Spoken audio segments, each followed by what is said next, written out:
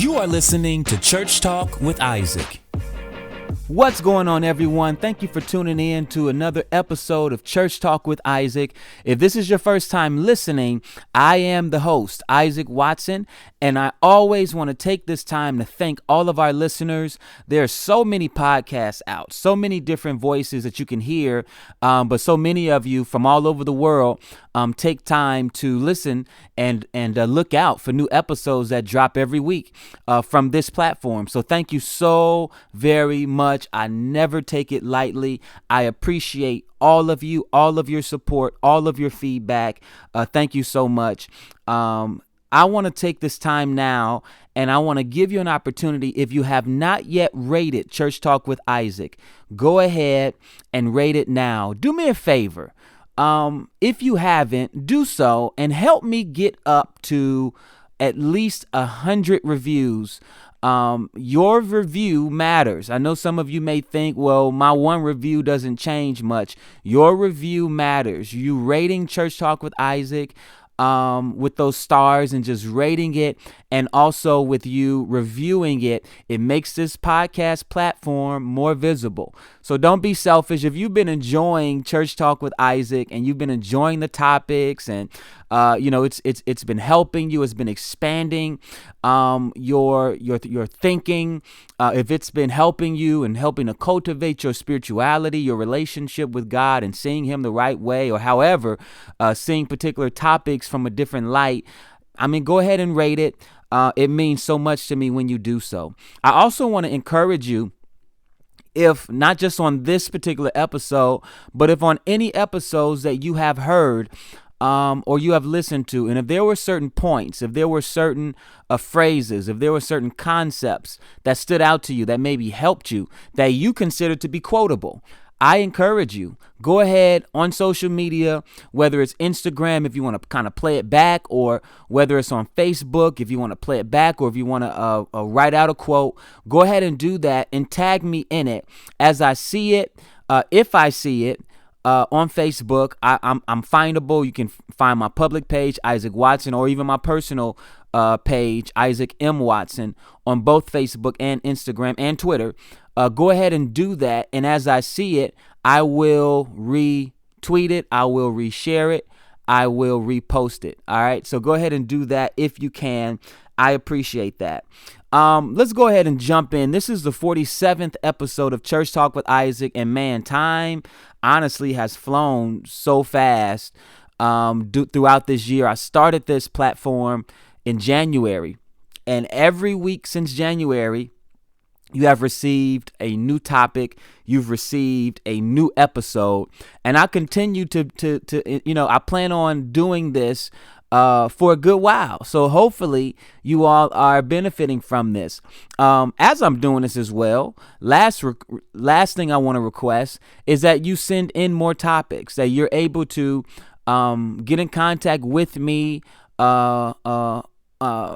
by reaching out to my website, IsaacWatsonMinistries.com, or even through social media, and send out some topics. And as I see it, I will try my best to try to cover those topics if they are appropriate for this platform.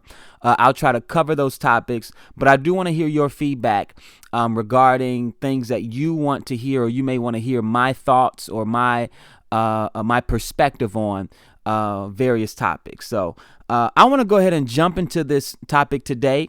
I think this is one that will help many people. And I think this is one that you have probably, if not you who are listening, because you saw the title of the topic, you know people that have gone through this, you know people who have made these statements and who may need to hear this episode. Today, I am going to talk I titled this episode, You Better Recognize. And we're going to talk about what happens when your church doesn't recognize what's on your life. What happens when your church does not recognize what's on your life? I have heard that said. People have had conversations with me about it. Even before I started pastoring, people would have conversations with me about it. There's been times where maybe I have even felt this way as well in certain seasons of my life. where the people around me may not have fully recognized what I carried or what was on my life. And sometimes if you do not understand certain things, it can discourage you and it can create a wound where you would probably say, I've been hurt by the church or whatever the case may be, because this thing has not been addressed in your own heart. So let's talk about this. What happens when your church doesn't recognize what's on your life? I think now that I am pastoring, I pastor a church.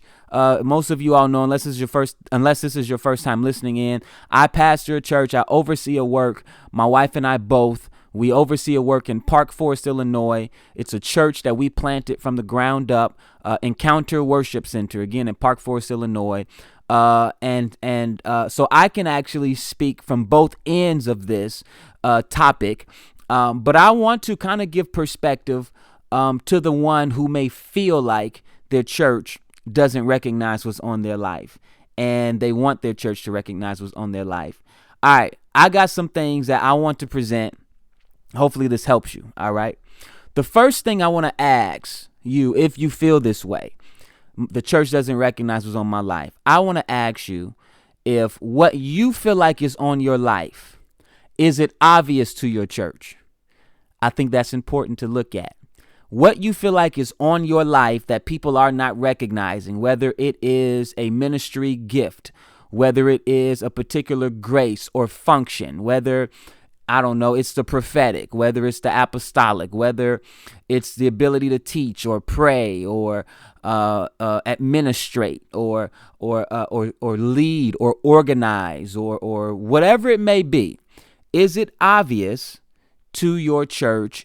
Primarily, is it obvious to your church leaders? Because the fact of the matter is that although you may know what's on your life, it does not mean that everyone will automatically know what you know about you, unless you build relationships, unless you are serving or making what you know about you available and accessible and visible to the ones around you. Is it obvious? If it's not obvious, then you cannot expect people to know what you know about you. All right.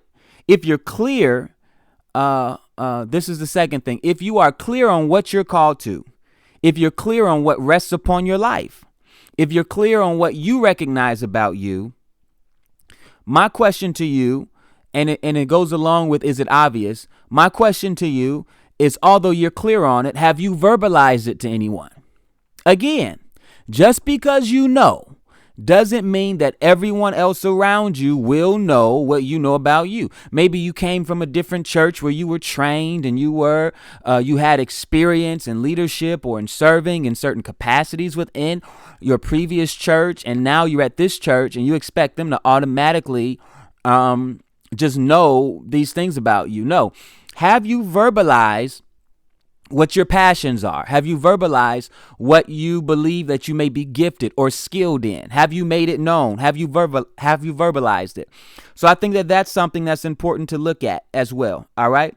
The next thing that I think is important to look at is whether or not what you believe you're called to do, whether or not, given the culture, given the ministry style of that church, given the vision of that church, sometimes what you feel like you may be called to do, or what you may feel like people are not recognizing in that particular moment, sometimes it can be the right thing that you know that you're called to, but it can be the wrong timing for it to manifest itself or for it to be used within the framework of that local church. All right. Or let me even put this out there.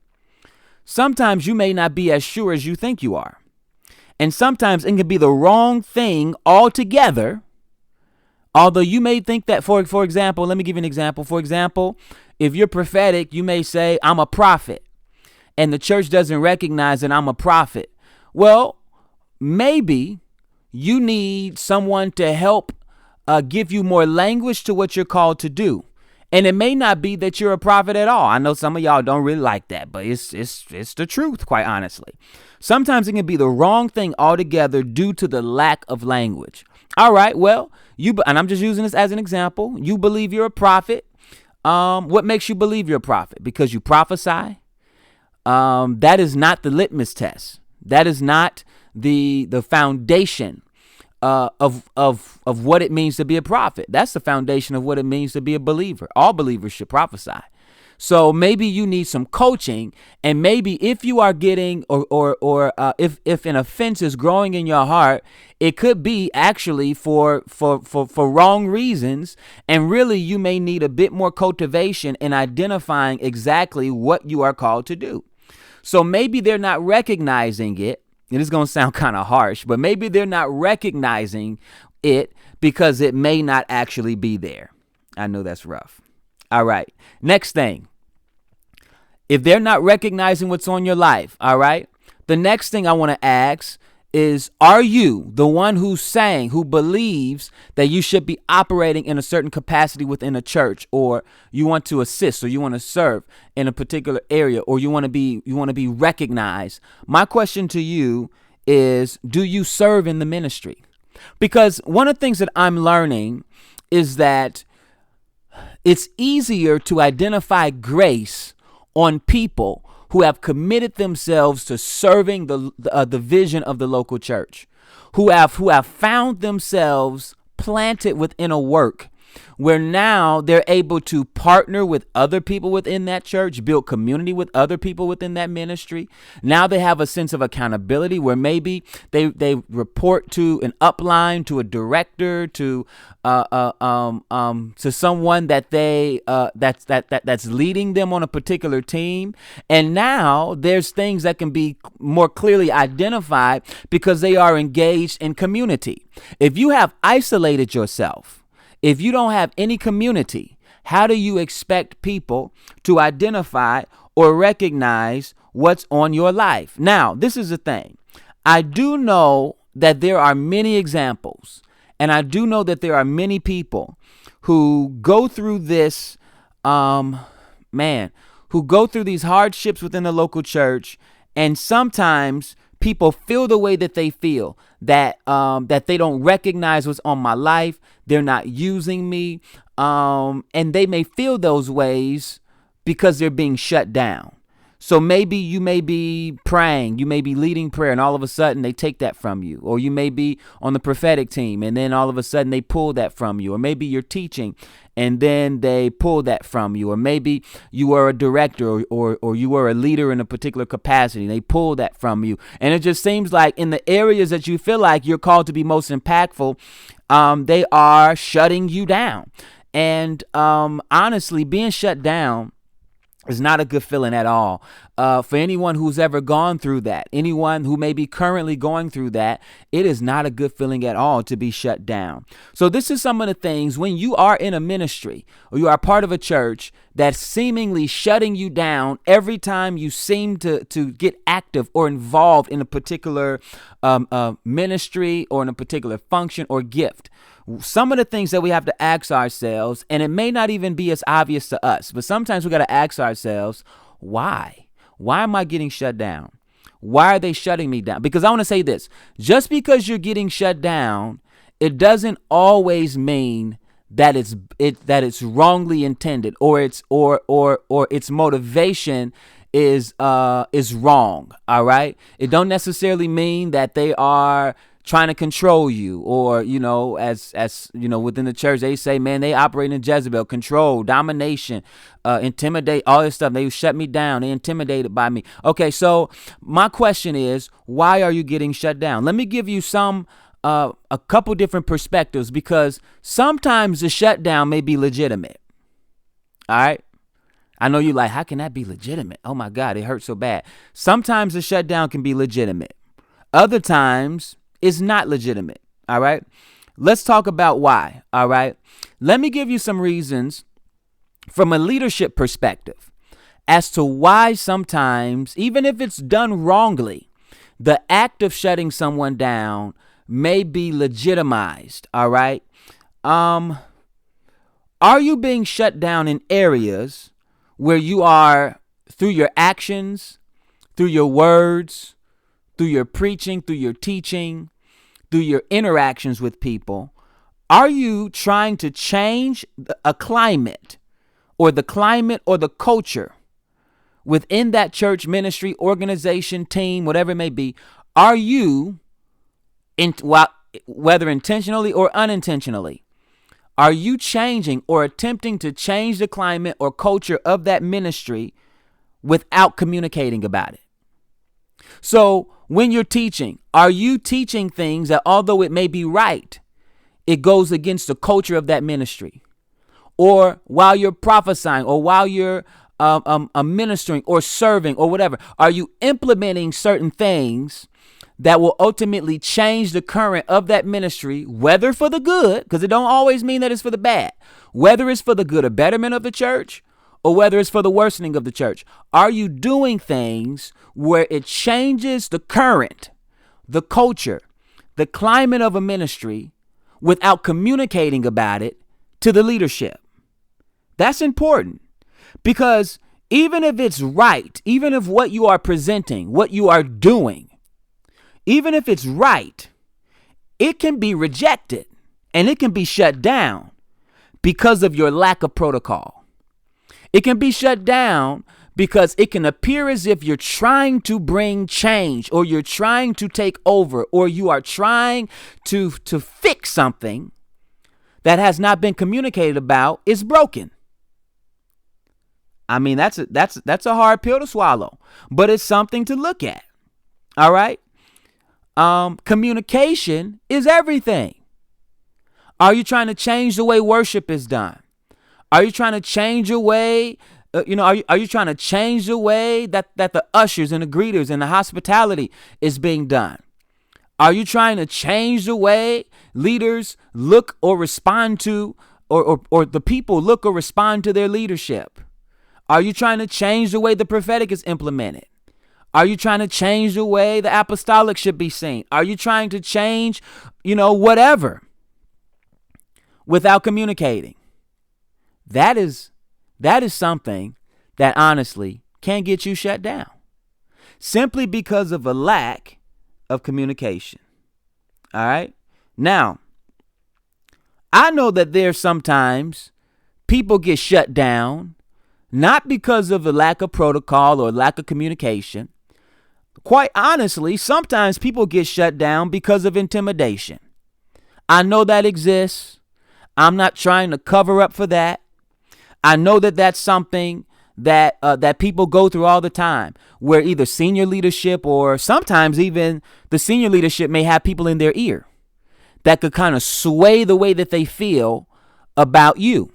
It's like, maybe you teach with a different angle, or maybe it's a seemingly greater level of revelation, or maybe you kind of preach and the people may respond a little better to you than they may to their own leadership. Or maybe you pray, a certain way, or you prophesy from a particular strength, from a certain strength that may seem a bit intimidating, because maybe the people who may be in charge, or the people who may also do similar things that you're doing, you may manifest more grace, quite honestly. Maybe you administrate in a way that those who are assigned to administration can be intimidated by. You organize a particular way. Or maybe within the ministry, or departments within the ministry, people are drawn more to you than they are to other people. Maybe you're more relational. Maybe you're more welcoming. Maybe people feel comfortable to you. Now, all of a sudden, it seems like, you're trying to take, these people from under their wing, or from under their influence, and you're trying to, and it's like, man, I didn't even intentionally do nothing. I was just simply being me. And sometimes it can be intimidating. I know that exists. When those things happen, when those things transpire, I mean, it's a very difficult place to be, but it does happen. What do you do in those times when intimidation is the key to it? I mean, honestly, if you are legitimately getting shut down And it's because of it's not because of some of the other things that I covered, but it's legitimately because your grace or the grace that's on your life is intimidating to other people. I never suggest you need to leave right away. I never do that. All right. I always suggest conversation. I always suggest a healthy conversation where it can be welcomed within the ministry, where you are able to sit down with the leadership or with whoever the person is at fault, or the person where they're not necessarily at fault, but the person where they may be at ought with you. Maybe get an unbiased mediator there and talk it through. And there are many cases where what the issue may have been is worked out through communication.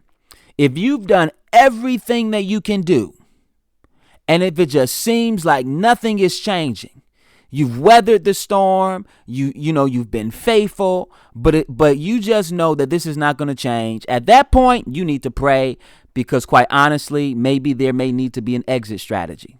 All right. I hate to do that, but honestly, sometimes there needs to be an exit strategy if you've done everything that you can do. All right. Now, let me cover one more thing. All right. There are people who say that my church doesn't recognize what's on my life, and they need to recognize me. They need to identify me, whatever the case may be. And these are the people that I call the I'm on assignment people. God sent me here on assignment. God sent me here, and I'm supposed to, because they didn't have the prophetic. So I know God sent me here to bring the prophetic. God sent me here because they didn't have no apostolic structure. So God sent me here to bring apostolic order. God sent me here because their prayer teams are whack.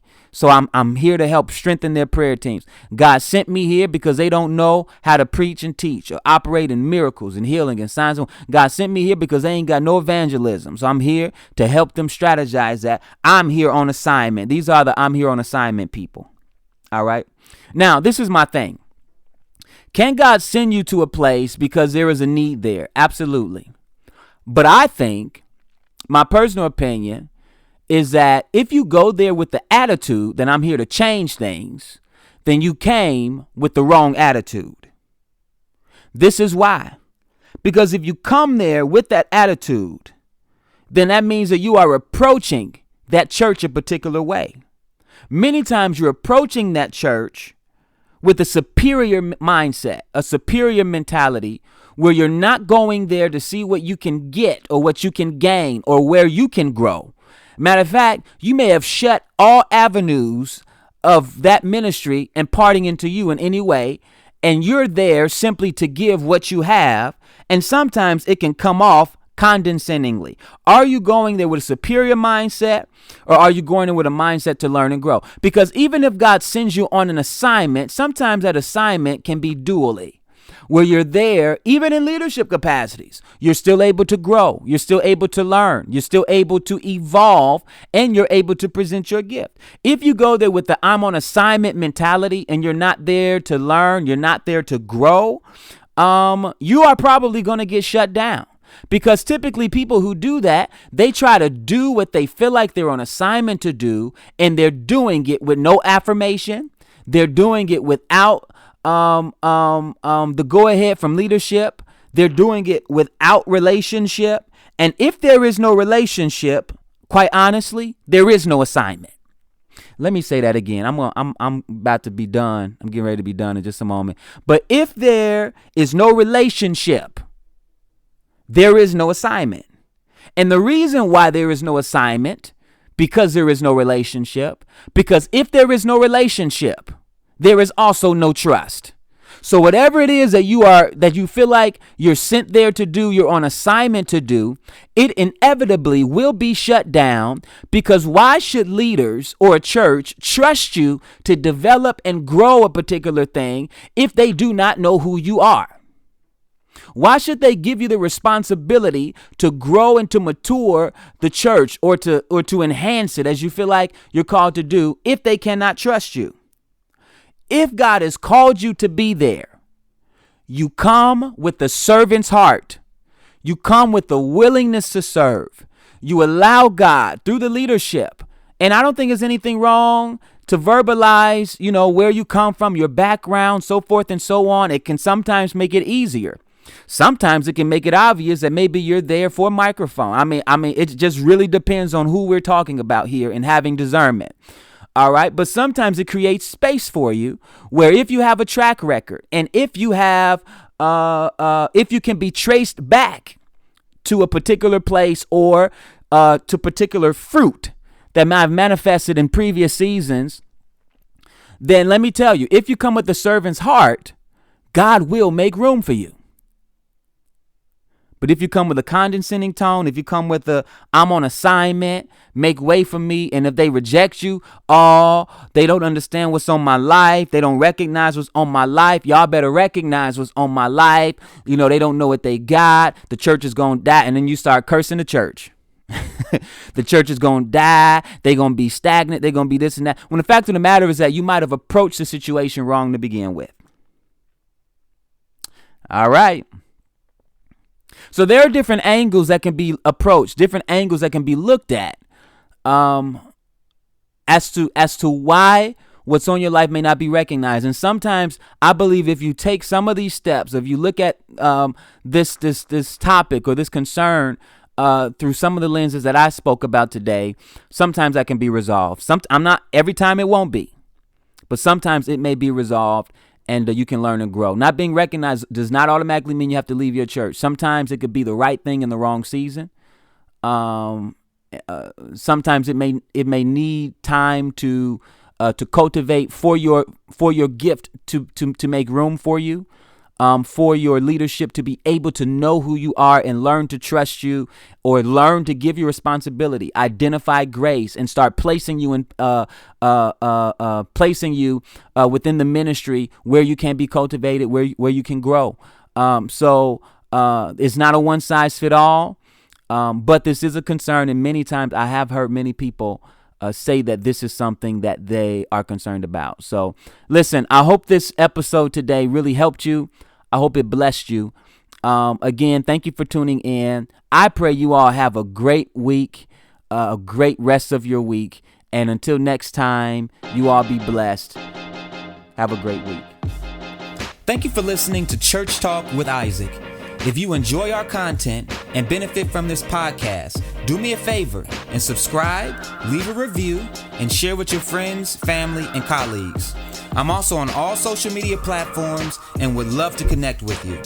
You can also partner with us by visiting isaacwatsonministries.com and clicking donate. Your partnership helps us to get the message of Jesus through Isaac Watson Ministries to the world. Talk to you soon.